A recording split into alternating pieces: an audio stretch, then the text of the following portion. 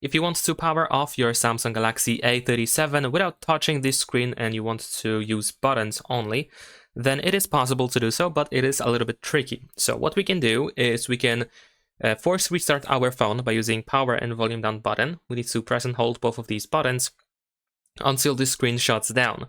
Once the screen shuts down, you will need to use a USB cable and connect your phone to a computer or laptop. So we need to prepare a computer or laptop and a USB cable and just connect the cable to the computer already and just be ready to plug it into the phone in a second. And once the phone shuts down and once we connect the cable, right after that, we will need to press and hold power and volume up button.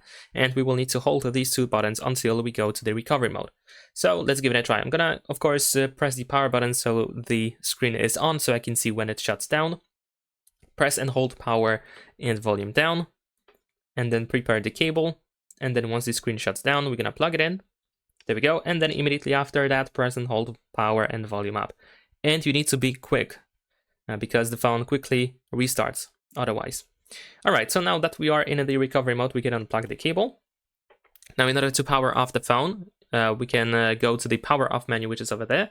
And we navigate in this menu by using volume buttons. So I'm gonna press volume up once to select power off, and then use the power button in order to confirm. And there we go, the phone is completely off. Keep in mind that the next time you turn on the phone, you will be back into the recovery mode. But of course, you can easily exit it by choosing the reboot system now option, which is immediately selected. So you just have to press the power button in order to exit the recovery mode and go back into the normal mode. And that is pretty much it. Leave a like and subscribe.